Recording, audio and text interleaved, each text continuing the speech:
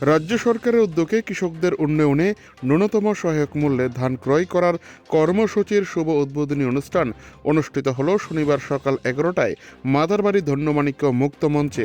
চারাগাছে জল ঢেলে অনুষ্ঠানের শুভ উদ্বোধন করেন গোমতী জেলা পরিষদের জেলা সভাধিপতি দেবল দেবরাই। এছাড়া ছিলেন উদয়পুর পৌর পরিষদের চেয়ারপারসন শীতল চন্দ্র মজুমদার, কৃষি দপ্তরের ডেপুটি ডিরেক্টর সুপ্রতিম চাকমা, মাতারবাড়ি ব্লকের বিডিও অরিজিৎ পাল, মহকুমা শাসক ত্রিদীপ সরকার, বিশিষ্ট সমাজসেবিকা সবিতা নাগ সহ প্রমুখ। এদিন স্বাগত ভাষণ রাখেন মহকুমা শাসক ত্রিদীপ সরকার।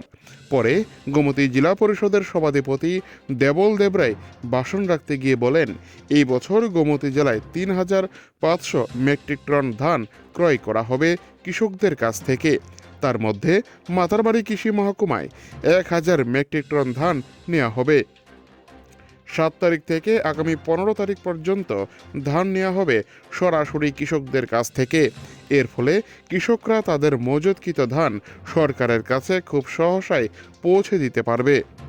প্রথম দিনে ধান ক্রয় কর্মসূচির মধ্যে ১৫০ মেট্রিক টন ধান নেওয়া হচ্ছে। জেলা সভাধিপতি আরও জানান, ২০২৫-২৬ খরিফ মরশুমে সরকারি সহায়ক মূল্যে প্রতি কুইন্টাল ২,৩৬৯ টাকা মূল্যে নেওয়া হচ্ছে ধান। আগের তুলনায় অনেকটাই বৃদ্ধি পেয়েছে টাকা, তার ফলে লাভবান হচ্ছে কৃষকরা।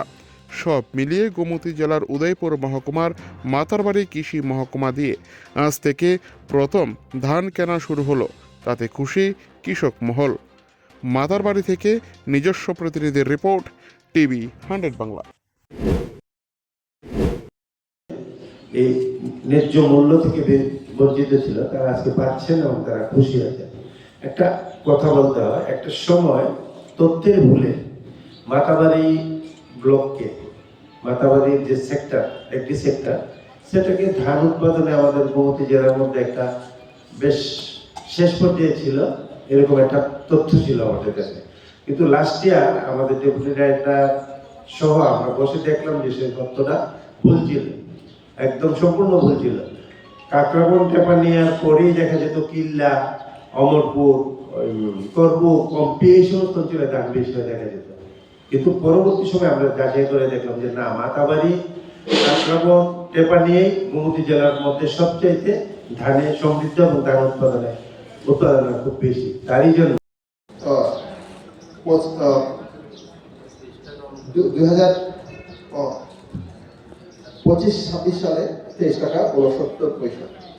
সুতরাং প্রতি বছরই গ্র্যাজুয়ালি ধানের দাম বাড়ছে। সুতরাং আগে কৃষকরা যখন ফরিয়াদের কাছে বিক্রি করত, তখন শুরুতে আমরা দেখেছিলাম গ্রামে বা বাজারে যে হাট বাজার আছে, ওখানে বিক্রি করতো ১২ টাকা ১৩ টাকা ধরে। এখন সরকার যখন ধান ক্রয় করছে, সেই সময় থেকে ধানের কৃষকরা ন্যায্য মূল্য পাচ্ছে এবং আগামী দিনে আরো বৃদ্ধি পাবে।